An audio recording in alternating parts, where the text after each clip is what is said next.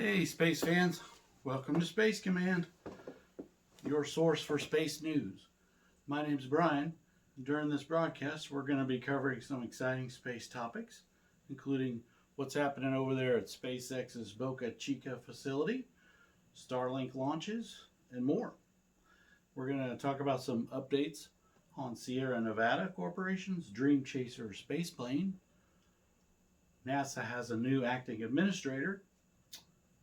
It's possible that we have received a radio transmission from the Proxima Centauri star system. China starts off the year with a successful launch. The United States Space Command is moving from Colorado to Alabama, maybe. President Biden and a borrowed lunar sample sharing the Oval Office. So that's what we're going to be talking about in this broadcast today. Before we get into all that, let's cover our space weather report, okay? You should be able to see the planet Mercury until the end of January, just after sunset. Mercury is going to appear a few degrees above the horizon in the western sky. Then we've got a full wolf moon is today, January 28th. So check that out. Then the planet Mars has begun to transition into the season of spring. So it's going to spend the next 6 months warming up, believe it or not. The northern ice cap is going to begin to melt. The ice cap is composed not of water ice, but it's composed of carbon dioxide, frozen carbon dioxide, also known as dry ice. Dry ice. Today's date on Mars is Sol 3014. So let's check out the weather report for Mars. 1 second.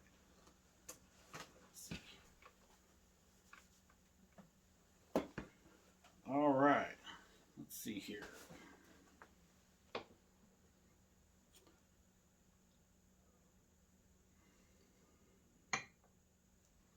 Okay. So it's, Sol 3014. The high temperature today on Mars is 10 degrees Fahrenheit. The low is negative 101 degrees Fahrenheit. It's sunny, but it's got a ultraviolet radiation index, which is high. So you're going to want to, I'm going to recommend if you go out on Mars today that you wear some sunglasses.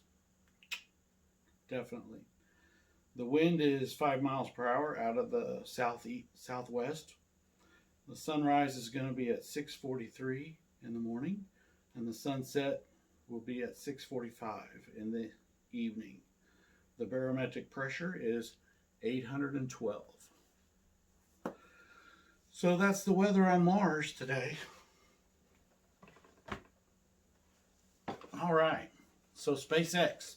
Let's talk about SpaceX and Boca Chica. I just love saying that. Boca Chica. Go ahead. You can say it too. Try it like 5 times. Boca Chica. Boca Chica. All right. That's enough. Well, things are quite busy at SpaceX's Boca Chica facility. We're still waiting for the exciting launch of Starship SN9.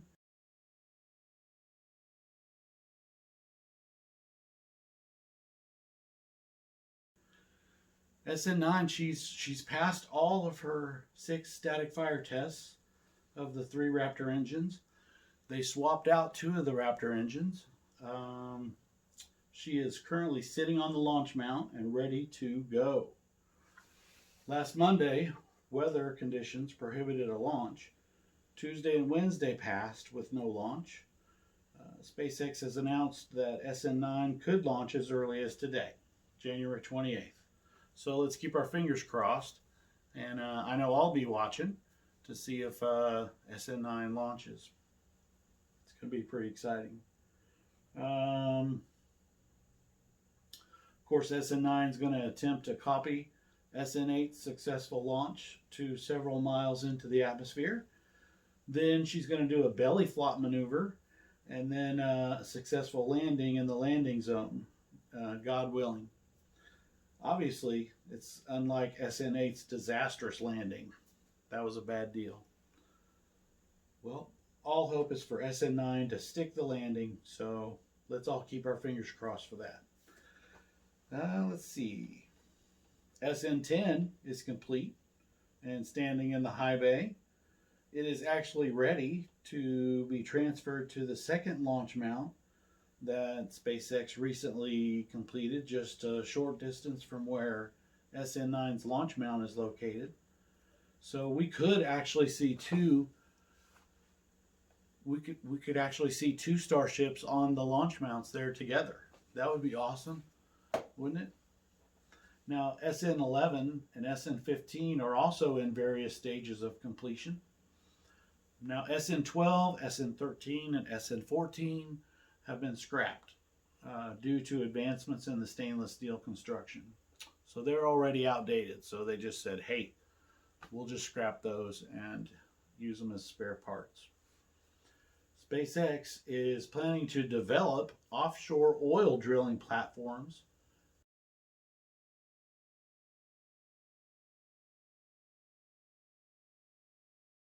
into giant offshore spaceports for possible launch and landing zones. Elon Musk has already purchased two of the oil drilling platforms. He spent $3.5 million each for these oil drilling platforms, and they're currently located in Galveston, Texas, where they're being retrofitted into the offshore spaceports. So that's pretty exciting. Elon has even named these spaceports after the Mars moons Deimos and Phobos, right? Well, let's see. Starlink launches continue at a rapid rate, with Starlink 17 successfully deploying the Starlink satellites with a Falcon 9 booster. That Falcon 9 booster for Starlink 17 actually broke a record.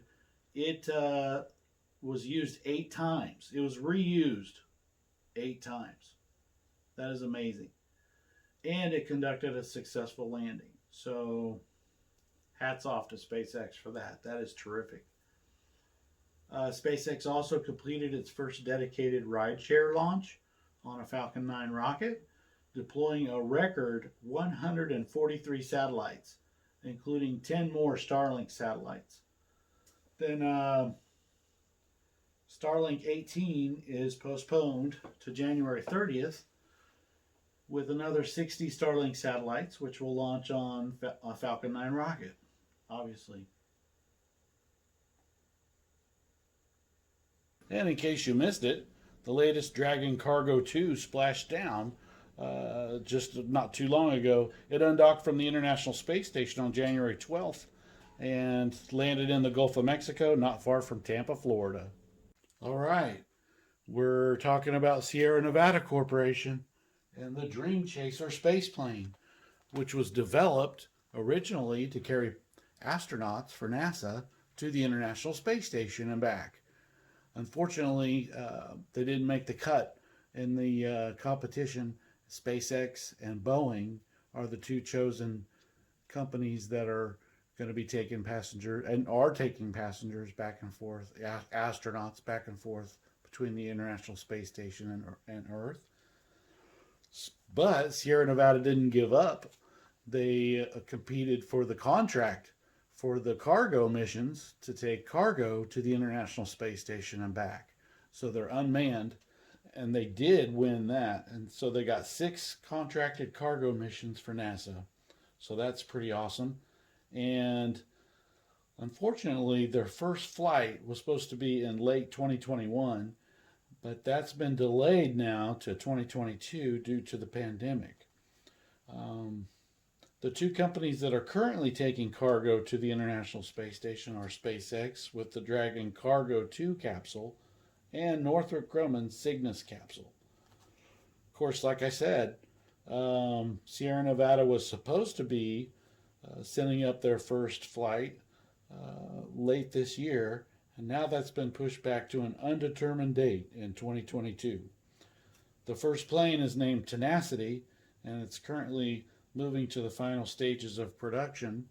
The second vehicle is also in production, And Sierra Nevada Corporation is looking for customers outside of NASA for possible contracts to launch to orbit and then return back.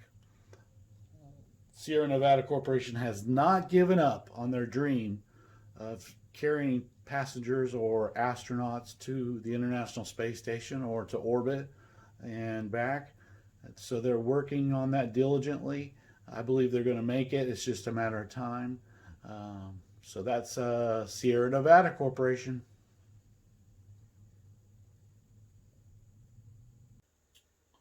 Let's see here. NASA's got a new acting administrator. Shortly before President Biden won the election, Jim Bridenstine, the NASA administrator, resigned. Bridenstine held the position for 3 years. He was the first administrator to hold this position who actually had not witnessed the epic occurrences of men walking on the moon. January 20th was Jim Bridenstine's last day on the job as President Joe Biden was sworn into office as president. Bridenstine will now work in the private sector for a defense aerospace company called Acorn Growth Companies. Bridenstine will work out of Tulsa, Oklahoma office. And then the Biden administration has appointed Steve Jurczyk as the acting NASA administrator until the role is permanently filled. Jurczyk has worked at NASA since 1988, and he's been the agency's associate administrator since 2018. Well, do you think we got a message from Proxima Centauri? The Parkes telescope in Australia has detected an unusual radio signal. It was early in 2019 that the team of astronomers received what appears to be an artificial radio signal from our nearest star, Proxima Centauri. Now, before you get too excited, the team of astronomers caution that they have not yet ruled out that the signal could have come from one of our own satellites positioned in our orbit at the same line of sight as Proxima Centauri. The radio frequency was 982 megahertz, which is typical of an artificial transmission. Proxima Centauri is 4.25 light years away. Proxima Centauri is currently known to host 2 planets, and one of them is a rocky super-Earth, and it orbits within the star's habitable zone. So the radio message apparently was decrypted, and supposedly the radio message said, "Eat more Ovaltine." Eat more Ovaltine. All right. Maybe it didn't. I might have just made that up. Anyway. All right. China. On January 19th, 2021, this year, China's already successfully launched a Long March 3B rocket carrying a Tiantong 1-03 communication satellite. Space Command moving to Alabama? Really? The new permanent home for the United States Space Command was announced just before the Trump administration ended. The Space Command will be moving from Peterson Air Force Base in Colorado Springs, Colorado, to Huntsville, Alabama, and the Redstone Arsenal. Alabama has long been has a storied history with regards to space exploration. I believe Huntsville, Alabama, that's where they make most of the rocket engines that we use today and have used in the past. So that's pretty amazing that Space Command would be moving there. Now, Space Command is separate from the Space Force, and it employs many civilian workers as well as a varied array of military service members from all branches of the military. We are standing by to see if the Biden administration puts the brakes on this move. We'll keep you up to date. All right. Moon rock. Hey, an Apollo 17 moon rock will be on display in President Biden's Oval Office. The Biden administration requested to borrow the moon rock for display as a symbolic recognition of the earlier generation's ambitions and accomplishments, and to support America's current moon and Mars exploration aspirations.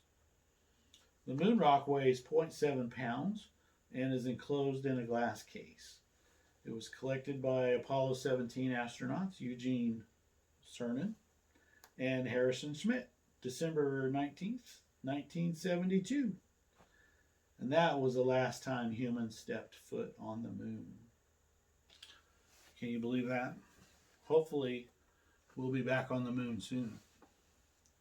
Well, in wrapping up this broadcast, I want to remind you that 35 years ago today, Voyager 2 probed Uranus. Hey, do me a favor. If you like this broadcast, please click like. And if you want to see better camera equipment and processing equipment, go ahead and click subscribe or become a Patreon supporter. All right? Hey, we'll see you next time. Thanks for watching Space Command. Goodbye.